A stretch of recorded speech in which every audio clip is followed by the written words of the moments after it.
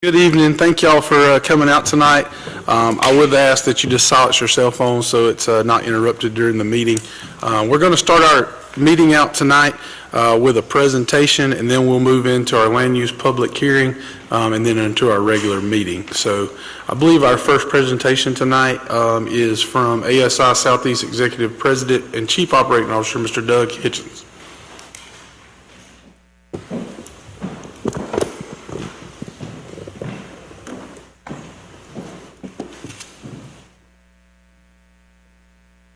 Good evening. Good evening. How are y'all? Good. How are you? All right. I typically am pretty open and just sort of speak on my own to these things, but because of time constraints and y'all being polite enough to let me speak, I'm going to follow the script. So I'll be reading mostly.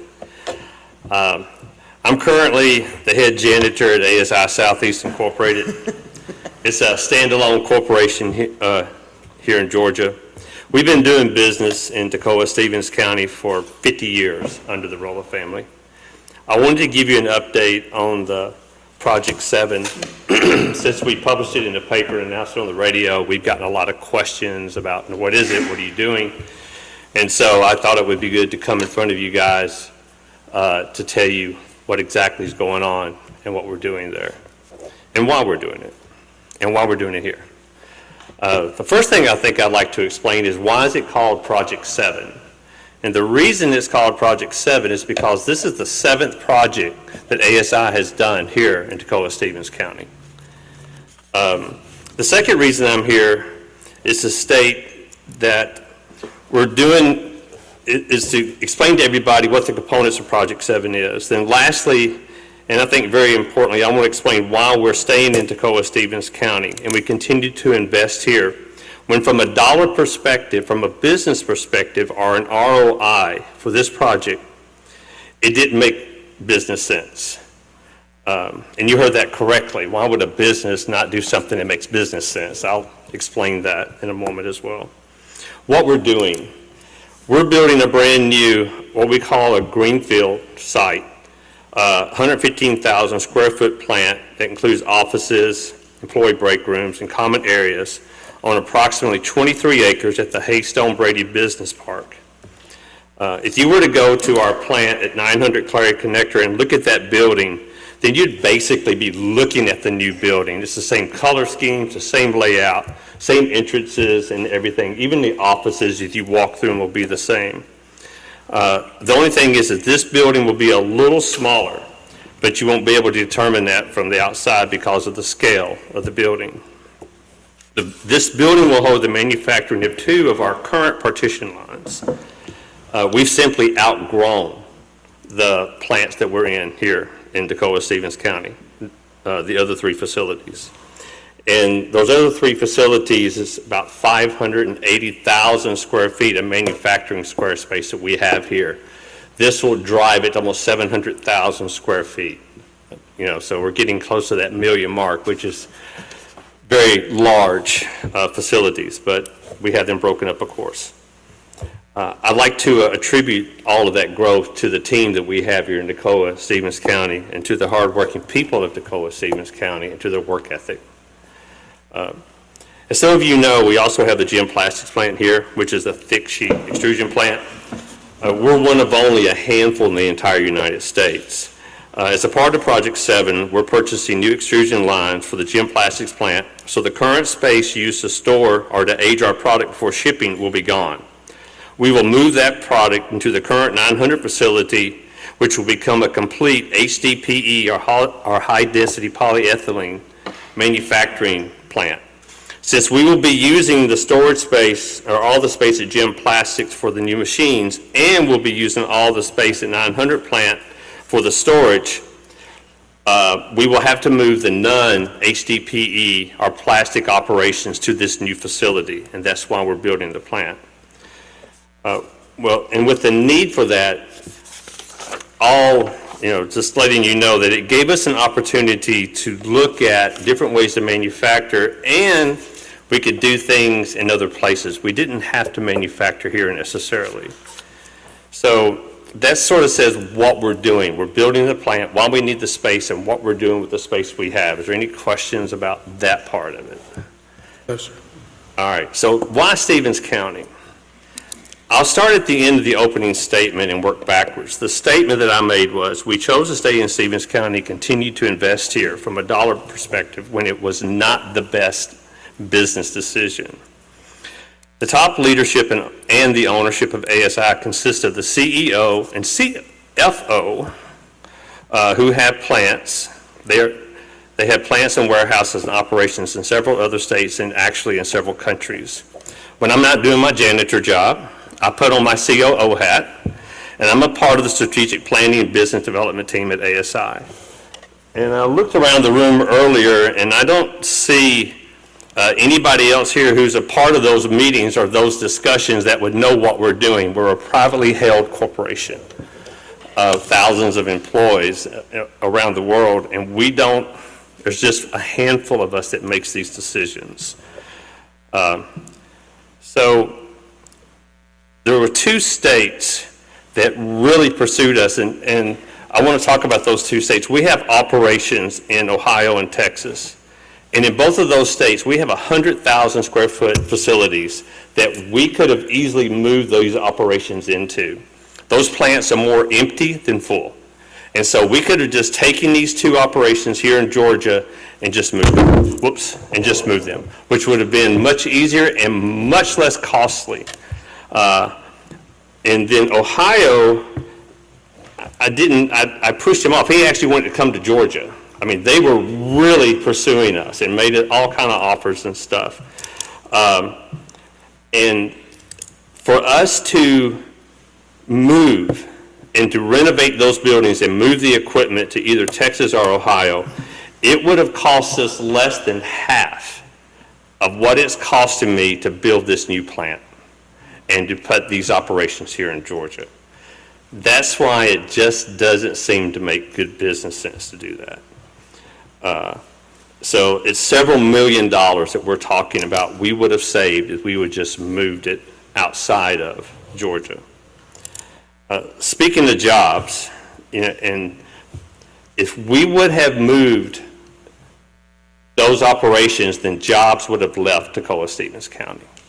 As it is with what we're doing, we will be adding jobs to Toccoa-Stevens County. So that was the other thing that would have happened. We'd have been taking jobs away. The additional cost to stay here, as I said, have been several $1 million. So why? Why would we stay here in Stevens County, Toccoa-Stevens County? As I stated in our press release on the project, we have a great team of associates and team members who work safely to take care of the customers on an hourly basis. That's the first reason. One of the material types we process is very difficult to machine and is considered an exotic material. We have developed the expertise, the machines, the tooling, and we've trained the people to machine that exotic material. I will tell you that two of our competition right now are both failing. Our business is growing at over 40% on that one material because our competition can't figure it out. We did here, and our people here in Georgia, we did figure that out. So this is reason number two. The next reason is the ownership is in the commitment to the employees that we have to our team here in Georgia. We believe, and the ownership believes, that the team here will more than make up the millions of dollars that we're going to spend to stay here through their customer service, innovation, and continuous improvement initiatives. I will tell you that the team at ASI in 2025 saved us more than $1 million in cost savings. And I'm not talking about just, they've come up with ideas or solutions to do things better. And there was almost $1.25 million savings. So with that type of initiatives, we think we can make this money back. That's reason number three. Next, you have our strong partnership with Stevens County, such as the Development Authority, the Chamber, the school system, along with a friendly business environment in support from the state of Georgia, including the Georgia no throwback provision and other incentives. This is reason number four. Lastly, we have a county board of commissioners who ASI believes is doing the right thing for the future of Toccoa-Stevens County. I stood in front of you guys, along with a couple of other business people and leaders, and told you that if you didn't provide housing so that we could grow our workforce, then we would stop investing and growing here, because we couldn't find people that wanted to drive 40 and 50 miles away for the jobs that we had. They had to live here, and they couldn't find anywhere to live. This board took the difficult task of making hard decisions and laying the groundwork for the new apartments and developments we now see. This wasn't an easy decision, and in some areas of the county, it wasn't very popular. However, in your position, you aren't supposed to do what's popular, but what's best for the citizens and the future of those citizens and the county itself. Those visionary policies and processes of this current board is one of the primary reasons we are making the investment that I discussed earlier. I will tell you that if you hadn't made that decision, then we would not be having this discussion, and we would not be here. Because of this, we would like to see the entire board continue so that you can complete the work you've started. And we would like to see the board for the near future, for the next term and the next term, because we've got work that we need to finish up. So that's where we stand on it. I had a person running for the office tell me one time if they got into office and the decision improvements they made while in office that helped Stevens County, but because the work they did, they were not reelected to the next term, then they said, then I did my job. They were not going to let a popularity or the election rule or dictate them doing the right thing for the citizens of Stevens County. And I think that's the type of commissioners that we need, not only in Stevens County, but across the entire state of Georgia.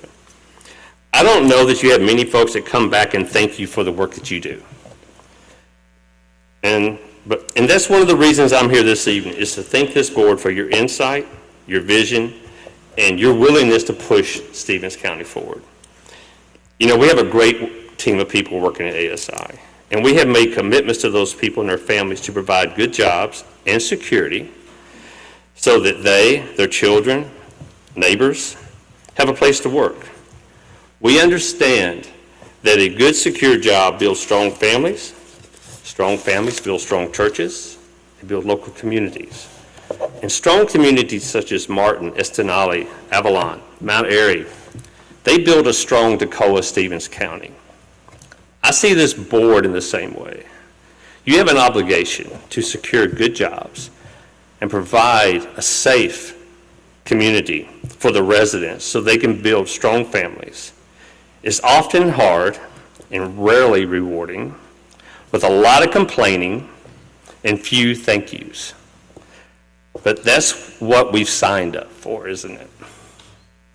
I encourage you to keep the faith and to continue the good work. And thank you for all you do, and I appreciate what you do. Thank you. Doug. Thank you. We appreciate it. It's been a great partnership working with you guys, and we look forward to continued investment in Stevens County. Thank you very much. We're looking forward to the next big thing. Thank you, guys. Appreciate it. Thank you. Appreciate it. All right, next on our agenda tonight, we had a scheduled item for the Toccoa-Stevens County Library, but I believe we're going to be rescheduling that item based on their availability to come back to a future meeting. All right, so the next item before we move into the land use public hearing was a reading of the proposed changes to the Stevens County Land Use Ordinance. Yes, sir.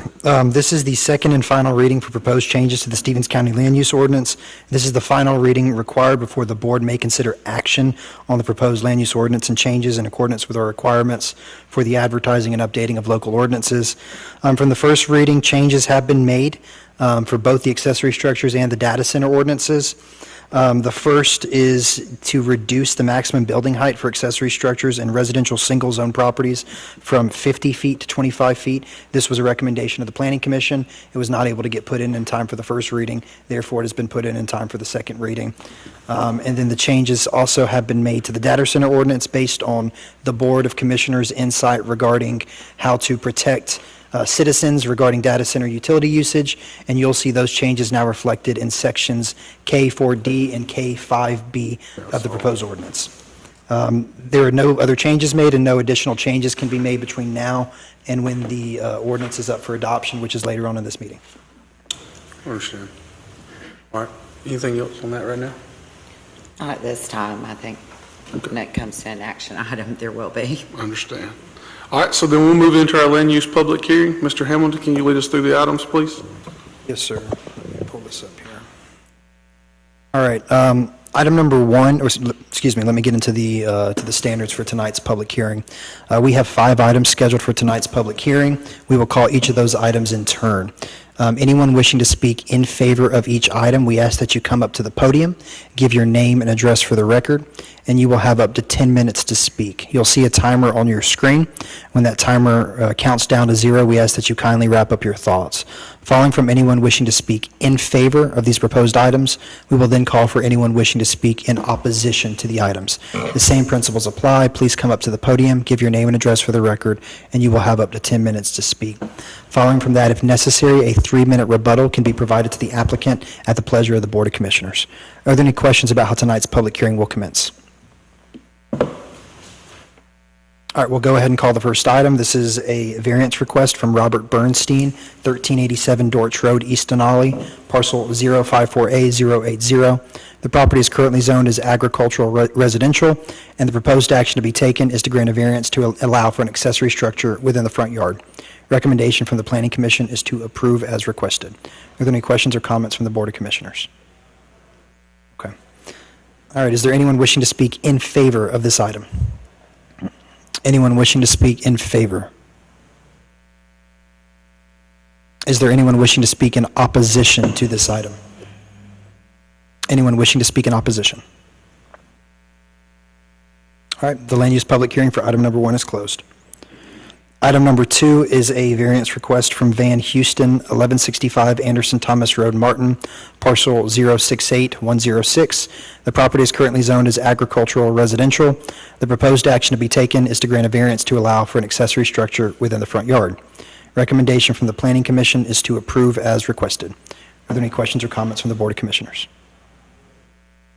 Is there anyone wishing to speak in favor of this item?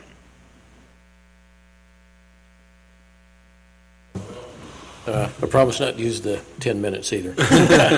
Yes, sir. So, I'm Van Houston, 1165 Anderson Thomas Road. We're simply requesting this variance due to the topography of the lot. We basically have one place that we can locate a utility storage building. It will be behind the tree line. There's a tree line faces Anderson Thomas. The building will be back behind that, so it'll be kind of shielded from a lot of public view and everything. So, and also hope to kind of dress up around it and do some landscaping and things in the next 1 to 2 years. So, anyway, that's our request, and appreciate your time. Sure. Appreciate you coming. Thank you. Is there anyone else wishing to speak in favor of this item?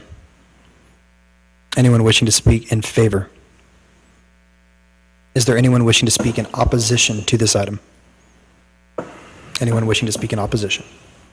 The land use public hearing for item number 2 is closed.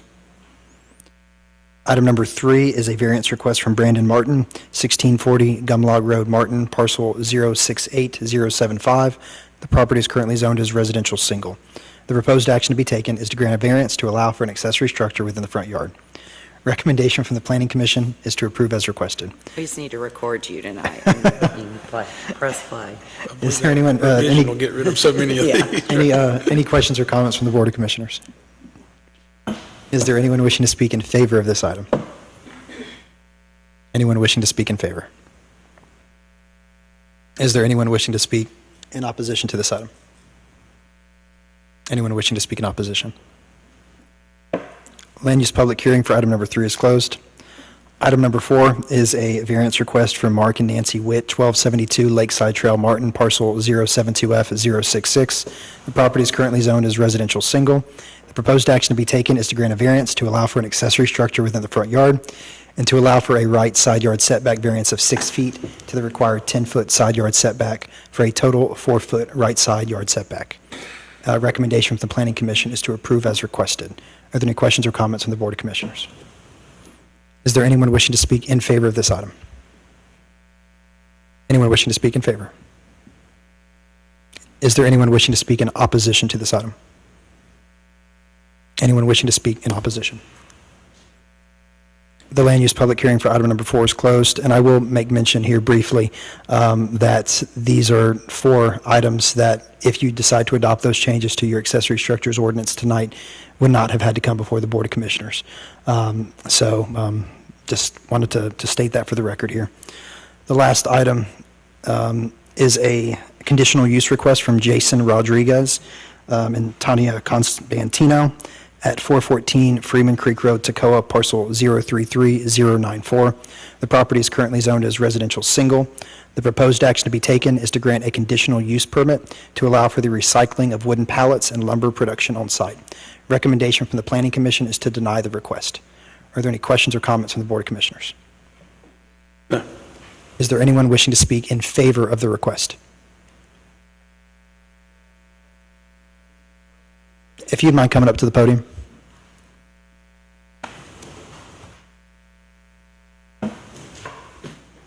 Hi, my name is Jason Rodriguez. That is ours. I just want to see, are there any questions that y'all have for us that we could answer? Go ahead. I was just gonna say, I'd be curious to hear, like, when you talk about production of lumber products, can you elaborate on that? any? Pretty much it's just logs coming in, they get sawed down into boards, 4x4s, 2x4s, and they get sent off to example for Mark Wills over here, and then it gets sent off to Wilbanks Lumber as well. Or that same lumber we use sometimes to make new pallets which are sold. There's been places here in Toccoa that have purchased theirs. Modular container system, they purchased from us. I know ASI as well, that's a place we pick up pallets from, big pallets they have. We'll recycle those, just kind of tear them apart, make new ones, and then just get them sent out. So pallets that sit in our yard are typically there at most about a week, and then they just get sent right back out. How long have y'all been doing business on the property? About, I want to say about 8 months, 9 months or so. Okay, so were you aware that there was a land use ordinance before you started doing business? No, we did not, because it's just, there's a lady, we know her, it's a family of our, it's a family member of ours. She kind of just told us that she had the land there and it was just growing thorns, trees, a bunch of stuff. It was just, she didn't have any use for it. She told us we could use it, just kind of be there, but she never told us that there was any regulations or anything we had to follow up with. You don't own the land? No, it's a family member of ours. It's an aunt of mine. She just lets us use it there. Is that the applicant's name that's on there, is the landowner? So, I mean, my issue with the request is that it's something that I talked about in the town hall meeting last week, where we talked about having CI, or what we refer to as commercial industrial, in residential areas. Mm-hmm. We very much support industry, small, whether it creates one job or 30 jobs, but we try to, look at our zoning, and we try to keep the commercial industrial, if you will, out of residential areas. And I would love to, work with you and how we could continue to grow your business in our community, but we want you to grow your business in a commercial industrial area and not in a residential area. And I mean, for me, it's really tough to go. I hate telling people no, but a lot of times sometimes we're going to tell a few people no, so that we don't tell a lot of people that we're sorry. And, we've looked into that, looking at renting like a warehouse or something, but since we're still very far on the smaller end, it's really out of our price range. We can't afford it, or if we do, we're going to lose more money than we'll make. So it's not really a profitable choice to go look for a commercial area, a warehouse, or somewhere else, rent somewhere else if we're not really going to make profit off of it. And then it's not much that goes in. At most, it's the log truck that's there and our truck with a gooseneck trail. That's all the traffic that flows through there. Other than that, there's not really anyone else that enters. Maybe sometimes a pickup truck that'll go to pick up 5 pallets or stuff like that. But most everything we do, we deliver out. For me, it's still an industry in a residential area, and that's really what we're trying to protect in the residential area. From my perspective, I've not spoken with the other commissioners in regards to this request, but in my homework, I know how I'm going to vote tonight. So I wish you success, and if there's anything that I can personally do to help you find a commercial industrial area, I would love to meet with you after the meeting and see what we can do to help you, because we want your industry here. no matter how small it is. So they can be bigger one day, but it just needs to be in the area that we've got set forth for those type of businesses. Yeah, I understand. All right, anything else? Thank you for being here tonight, Thank you. answering questions. Appreciate it. Is there anyone else wishing to speak in favor? Anyone wishing to speak in favor? Is there anyone wishing to speak in opposition?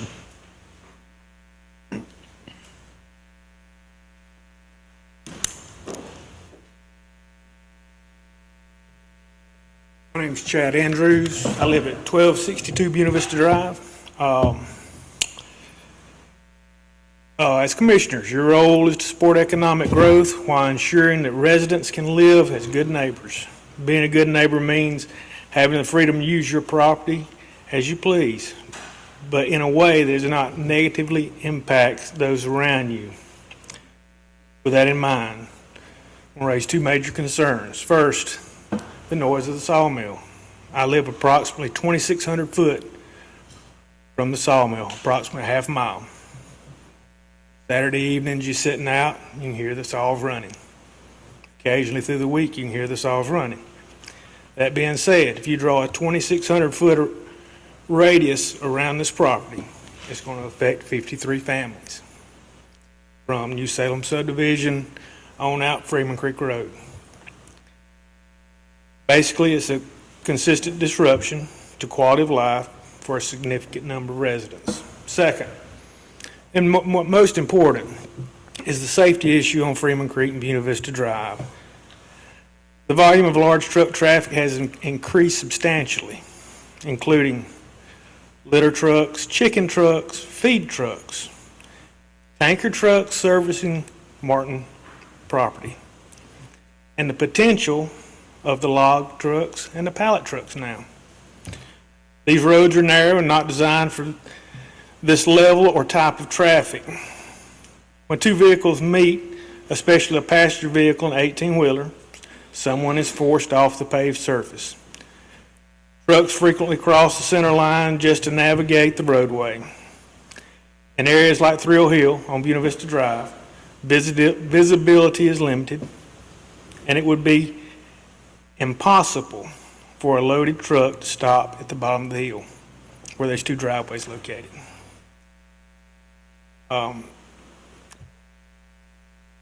This creates a serious safety hazard for everyone who lives and travels along these roads. Before allowing any increase in heavy truck traffic, I am asking the Commission to request a DOT study to evaluate the safety of these roads. This should include an assessment of road width, sight distance, traffic volume, and the impact of large commercial vehicles. Economic development is important, but it should not come at the expense of residents' safety and quality of life. Thank you, Chairman. Thank you. Appreciate it. Is there anyone else wishing to speak in opposition to this item? Anyone wishing to speak in opposition? Land use public hearing for item number 5 is closed. Thank you, Mr. Hamilton. All right, so that'll move us along into our regular scheduled meeting for April 28th. So we'll start out with calling the meeting to order. And Mr. Teasley, could you please do our invocation and pledge?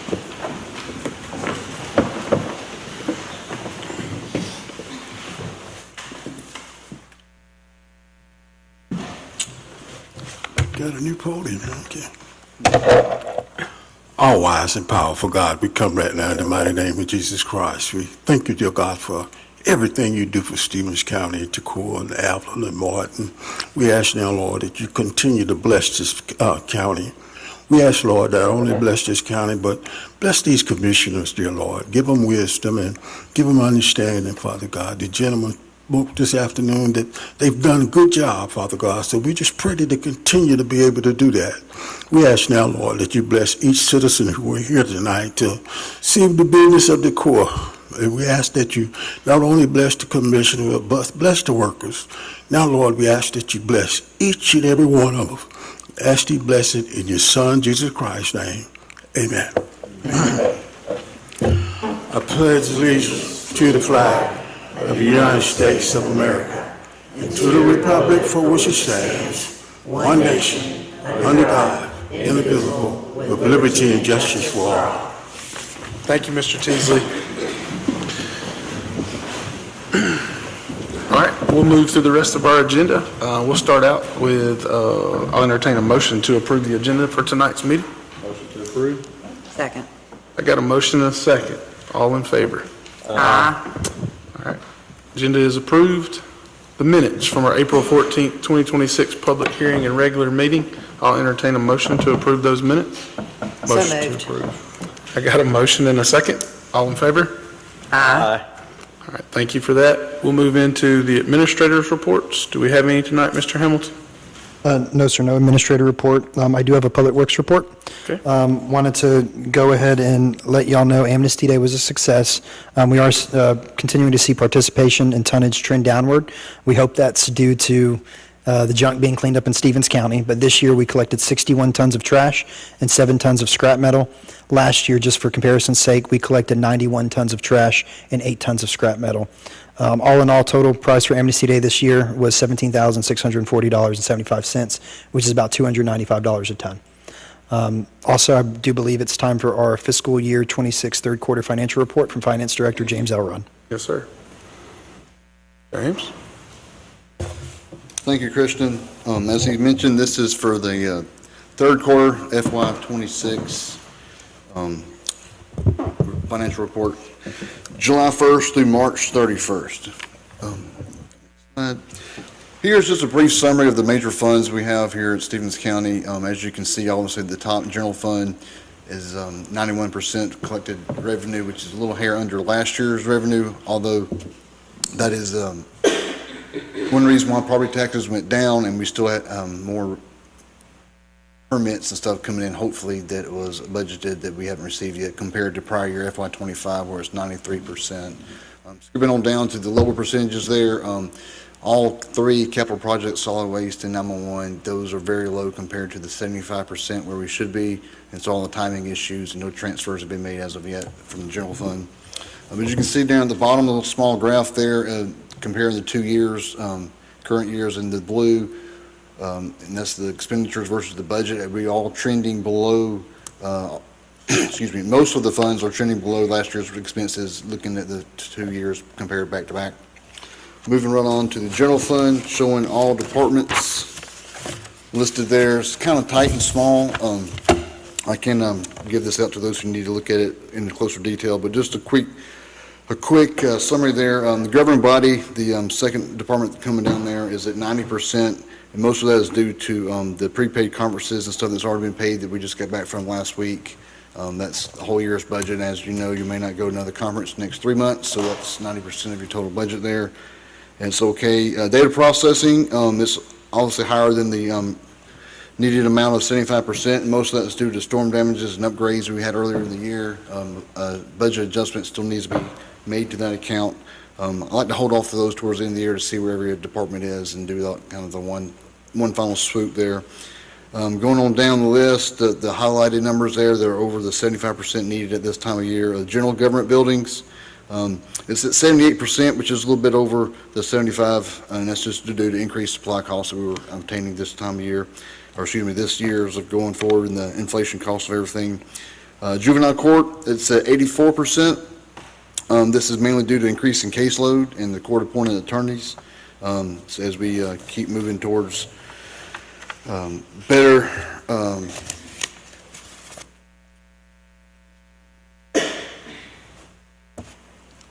sorry, I just drew a blank. I skipped. Sorry. I think our DJJ numbers are up, Department of Juvenile Justice, and with some measures, we anticipate those numbers to go back down. Thank you, Commissioner Simmons. Going down a few more departments here. The EMA department is at 77%. Again, just 2% over the 75 needed, and that's just due to repair, maintenance, and additional equipment needed earlier in the year.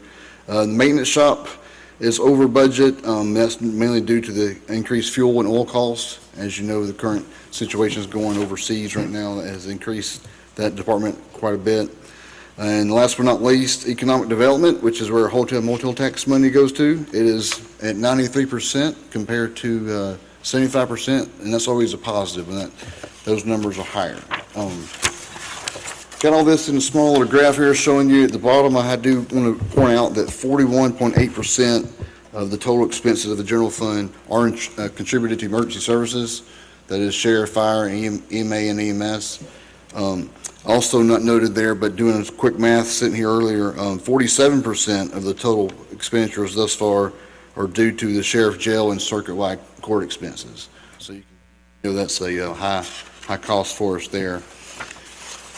Moving right along to the SPLOST fund, it's at 69%, and that's only receiving 8 months of our revenue so far from the state. It's always a delay in receiving that from the state. And of the $4.4 million expense in the SPLOST fund, most of that's contributed to roads and bridges and a few sheriff vehicles we purchased this year. The next SPLOST expenditures there, got a little chart showing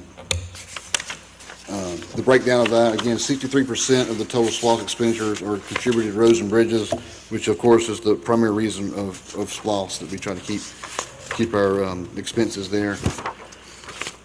The Capital Projects Fund, again, there's a very small percentage there, and I got a little asterisk there showing that there's been no general fund transfers to the SPLOST fund, to the Capital Projects Fund this year. So that the total budget amount is coming from the beginning fund balance this year. So once we contribute that, as far as actual, it's budgeted in the budget, but it's not actual revenue for this particular year. Expenses are only at 38%.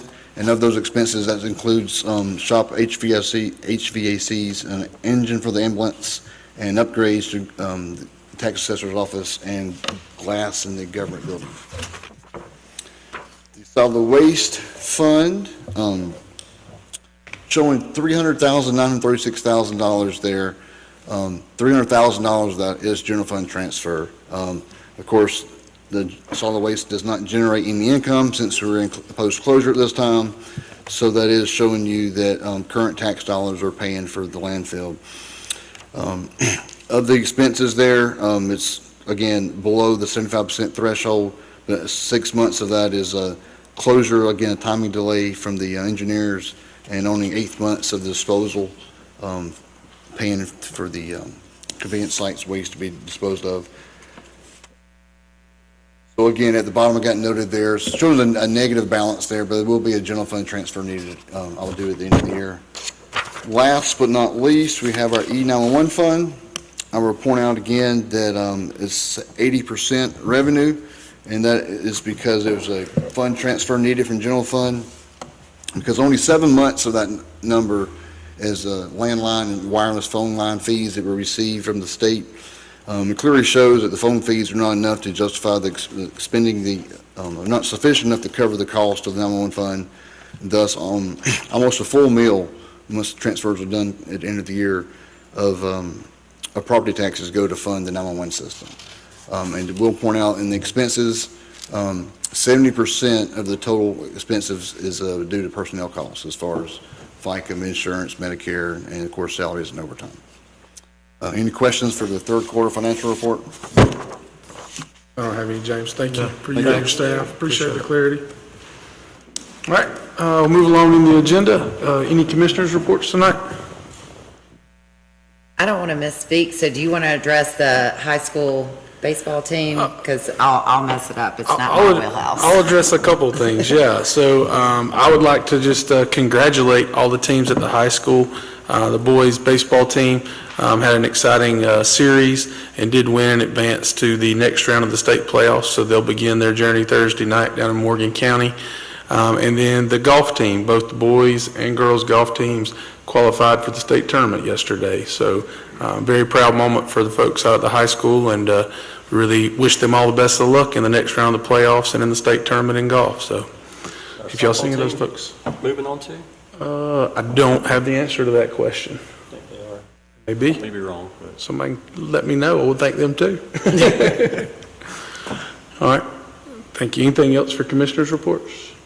We just, all four of us got back from our annual conference, which is an opportunity for us to get some continuing education, that's what I call it, and meet with other commissioners. And I think it was a positive trip, and we had our county attorney join us as well, so I think it was good trip. Yeah, there was a lot of good discussion around, a lot of hot topics around the state, and it's always nice to kind of get different perspectives across the state so that when we're making changes, say, to the land use ordinance or looking at ways to be creative to reduce property taxes, you can kind of hear some interesting strategies. So I always look forward to the conference. I think it's a good opportunity to get that information.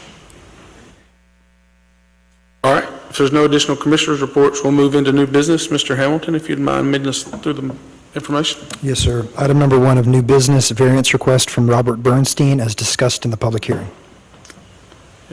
Motion to approve. Got a motion? Second. Any discussion? All right, all in favor? Aye. Line item 1 is approved of new business. Item number 2, a variance request from Van Houston as discussed in the public hearing. Approve? Second. Got a motion and a second. Any discussion? All in favor? Aye. You voting for it, Chuck? You good? All right, line item 2 is approved. Item number 3, a variance request from Brandon Martin as discussed in the public hearing. Motion to approve. Second. We got a motion and a second. Any discussion? Hearing none, all in favor? Aye. Line item 3 is approved. Item number 4, a variance request from Mark and Nancy Witt as discussed in the public hearing. Motion to approve. Second. I've got a motion and a second. Any additional discussion? All in favor? Aye. Line item 4 is approved. Item number 5, conditional use request from Jason Rodriguez and Tania Constantino as discussed in the public hearing. Second. I got a motion and a second for denial of the conditional use request. Any additional discussion? I'll just echo what Commissioner Wright already stated.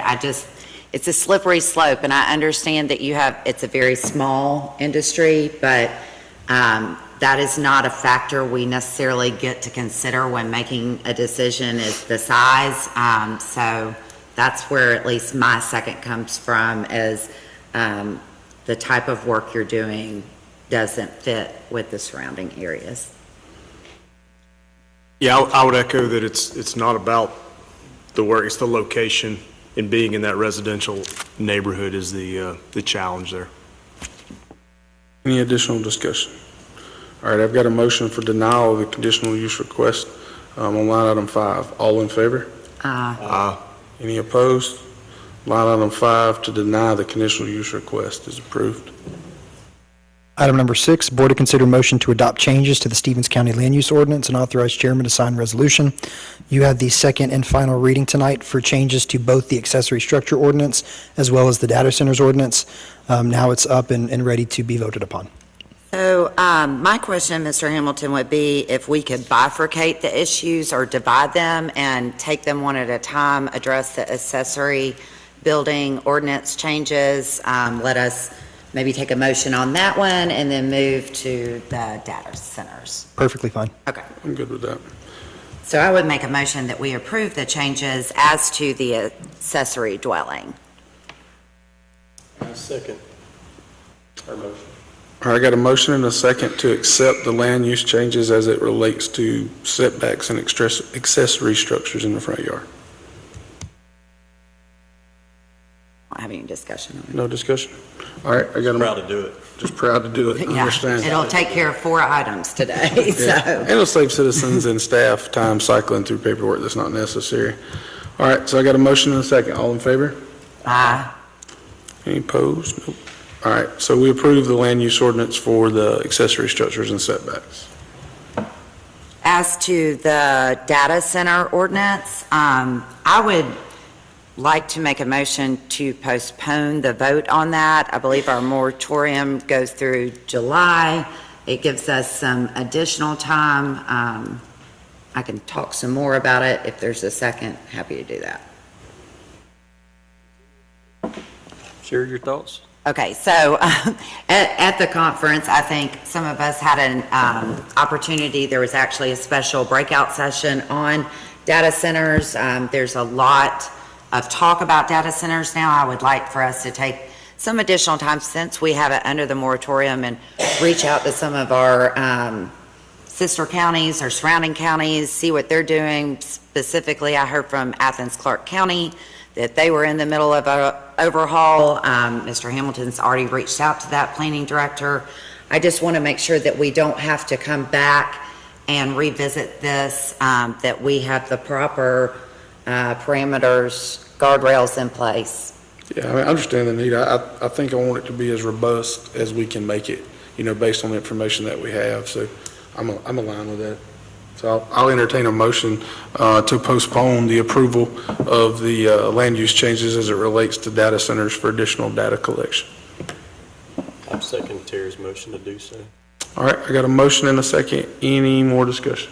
I'd like to see us do a work session. One of the things that Craig has said in the past is we don't want to rush to failure, and I don't want to rush to failure on such an important issue. I think there's, in the last couple of weeks, we've really been busy. This board has been extremely busy between budget retreat, going to Savannah, and, some other things. So I would like to see us not converse through email, but sit down and have a work session and talk through these things. Bring in Georgia Power, Hard EMC, City of Toccoa.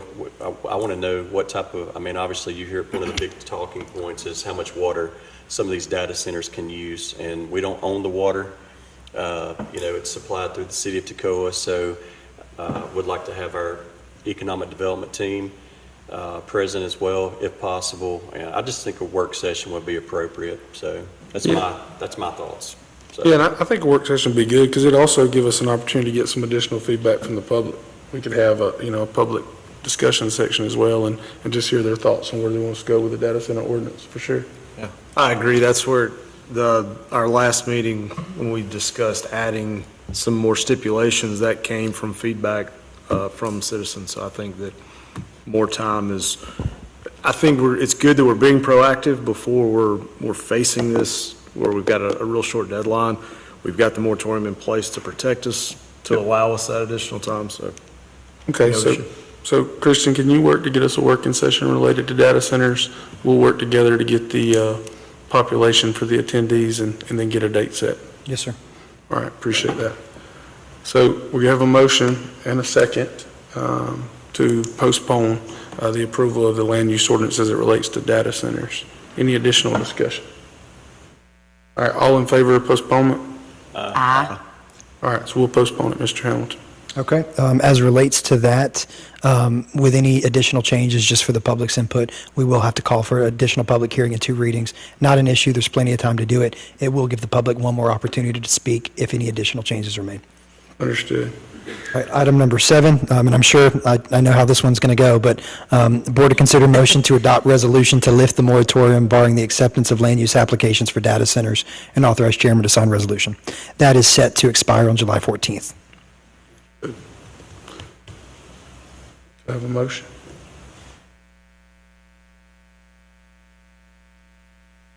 Okay. Just dies. Yeah, it just dies for lack of motion. So we'll postpone it. Yep. That's Stay fine. in place. Okay.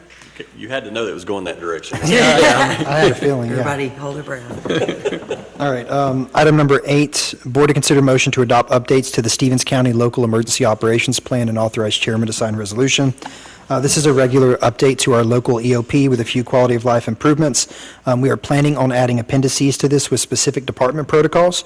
We've already got some ready for elections, which are very critical, but we're looking at getting some others done as well. We needed to go ahead and get the base plan out, though. So these updates are here for your approval. Apologies, Danielle was not able to be in attendance tonight. It was clear from reading. All right. I'll entertain a motion to adopt the resolution for the EOP. So moved. Second. I got a motion and a second. Any additional discussion? All in favor? Aye. Line item 8's approved, Christian. Item number 9, board to consider motion to deem items on Exhibit A as surplus and authorize chairman to sign resolution. I won't go through the whole list. It's a lot this time, but it's old vehicles that are out of service. Motion to approve. Second. I got a motion and a second to surplus property. All in favor? Aye. All right, sell it, Christian. All right, invoices and quotes over 10,000. Ms. Turner.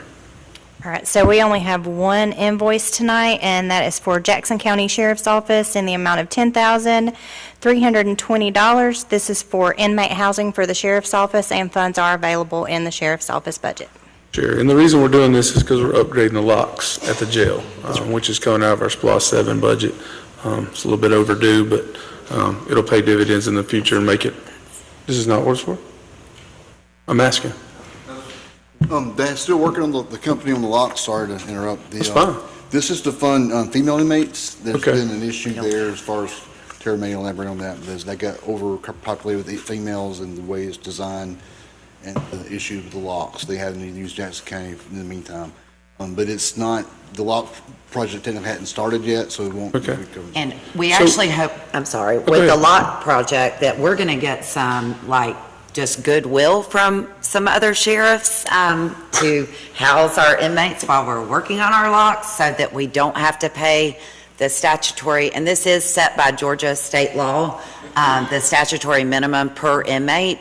I think our sheriff has done a lot of calling and reaching out to folks, and I'm thrilled with that, because we do have to move those folks out while we work on the locks. We can't just be working on the locks with our inmates in there.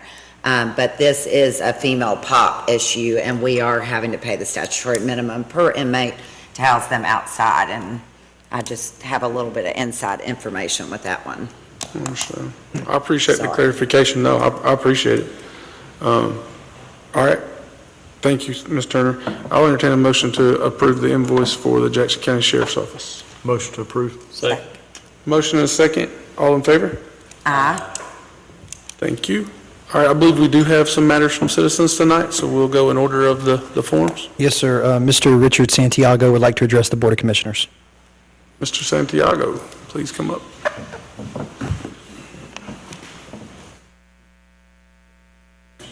Good evening, how are you? Good. I'd like to thank y'all for a couple of things. First, putting in the moratorium, getting ahead of someone who may put an application and then we've been in deep water. And the second is to not rush to get this thing through. You've been so busy that you guys have you're juggling a lot of balls, right? And some of them, you can drop them, they'll be rubber balls. You make a mistake and you'll learn from it, but this one is a glass ball. If you drop it, it'll break, and it'll break probably Stevens County. So I've taken the liberty to provide some input for you to consider on data centers, and I'd like to give a thank you. And these are, let's see, these are for commissioners, and this one's for Christian. And so I looked at probably 8 or 10 counties that were putting up ordinances against data centers, or have already had a data center and are trying to catch up. And so I extracted things, and these are some things that, in addition to what you've already got on your first reading, a couple of them I recommended for, changing the numbers on, like the noise levels that you had in the first reading. And so I hope it'll help you flush it out, because when you put these ordinances out, they got two uses. You can use it to attract somebody to come and meet what you ask. You set the standards like a magnet. You can attract stuff, or you could turn it the other way and you could make it a little bit of a repelling, because then they have standards to meet. And I put nothing in here where you'd be concerned to be sued, because this is not a taking. This is just standards and conditions that you choose for your community. Just like if you put in covenants in the subdivision, you have to agree to them to come in, but you don't have to come in. You can go somewhere else. And there's other counties around, and sometimes if you have these ordinances correct, never know, because these real estate guys, they go through this stuff before they ever talk to you. They screen the maps, they screen this, and they see that this county has got some higher standards. Sometimes they just say it isn't worth, the juice ain't worth the squeeze, and they go look at an easier county. And you don't know who you've fended off by having good standards. So that's what some of these are high, and some of them, this is for a prospective if you want to protect what you have here from a data center coming. There's so many coming to Georgia, we're probably in the top 5 in the country. And they're exploding around North Georgia and the Atlanta area. And I'm familiar with one pretty good because we moved from Fayette County. And Fayetteville was surprised with one. They're small, a little bit bigger than Toccoa. They're now about, when this started 3 years ago, about 17,000 people, primarily a bedroom community. In sustainment, they've already built out. They're not developing. They have no industry. It was an agriculture county, area of the county that went to a residential. Most of their efforts were looking at what they were going to do on their Main Street program, that's all they were worried about. But somebody found an opening and they got in there. And so now one of these pages, they're going to be almost 1,000 acres of, I think it's 8-point-something million square feet of the data center itself. 400,000 square feet of the office complex. This is a little town that wasn't even prepared for anything like that. But these people find it. And when they find one, the first one is like 600 and some acres. Phase 2 is 300 and some acres at the same location. And so they've been on it for 3 years. I've been back a few times. You can't even drive through that part of the county. The traffic and the construction, and that program is estimated to be 10 years to build out. So some of these things you'll see in here, and you might wonder, well, why did I recommend that? It might be, but these are things that may be novel approaches to it. Like, I'll give you one. If you want to restrict it, put on their, they come here, if they're going to do a water-cooled operation, they can't connect to public water. So if you don't own any water, but you control the conditions, if they want to put one here and you say that the condition is that they don't connect to public water because you're protecting the public water aspect. That's some things to consider. Now, would that make the people in Toccoa, the city officials, they probably wouldn't like it because it's a money revenue option for them. But the people that live in Toccoa that are your county citizens also, they'd probably love you for it because this is their home. This is more than just, it's like the rock quarry. It's more than a rock quarry, right? And so people don't move that much here that are from here. They got cousins and uncles, which means they got roots. And they want this to stay somewhat like it was. It's going to change. But you guys are being threatened by these big interests. And so you have to be prepared. So I put my phone number on the back. I'll be happy to go over this if you wanted to hit some high spots tonight, or you just want to read it. And if you have a question, you can call me. And I looked at it pretty good, so. We'll make sure that we let you know the working session that we're going to have, and we'll review the data, and then we can get together, because the working session will be more of a constructive, less formal environment, so we can just kind of talk back and forth. Mm-hmm. And I'm not a typist, so I put this together, so you might find some errors to type, so just forgive me for that. But I thought it was important to get it here in time, and you'll get the gist, and maybe you'll plant some seeds, and you might can adopt some of this stuff or not. But Thank you for taking the time to compile this. you're welcome. I don't want it. I want it to stay like it is too. We got Understand. everything Yes, sir. from the night sky here that most places don't have. So you have to have a lighting program to protect it and stuff like that. But thank you for your time. Thank you. Appreciate it. I believe we have an additional form as well. Yes, sir. Ms. Sherry Jeffers would like to address the Board of Commissioners. Thank you for the opportunity to speak. Basically, first of all, I wanted to thank you for taking the pause, being proactive rather than reactive on the data centers. I think we're all reading in the news the noise, the water, the power, the light, the space that these are taking up. And the decibels was very concerning to me, that was written in there. And also the hours, like 11 p.m. where our normal noise ordinance was at 10. I think we want to look at some things like that. I think we really need to drill down And the ironic thing is, you use AI, you can find out a lot of information about the AI center, so. And I just wanted to also echo my appreciation to this board for your openness, for your transparency, for your hard work. I came last week, y'all had a very modest budget retreat. James put together a wonderful packet for you guys. You went locally, very low-budget retreat. There was nobody, no other citizens but me. Everybody wants to talk about, oh, we're spending money, we're spending money, we're spending. Nobody was there to offer any suggestions or any ideas. And I've got to see all of you guys working, and I believe every single one of you brings different strengths to the table. And I would very much, like the gentleman from ASI, the CEO, I would love to see this team stay together and continue to have the opportunity to work going forward. Since I've been here, I've seen buildings like North Georgia Credit Union, standalone, Chick-fil-A, Little Caesars, your pies here. I've seen a lot of things. I know, think that we are not having an explosive growth, but we're having a good amount of growth that is manageable. And I've just been very, very pleased, and pleased with your transparency and your availability to your citizens. And I just wanted to thank you. Thank you, Ms. Jeffers, appreciate it.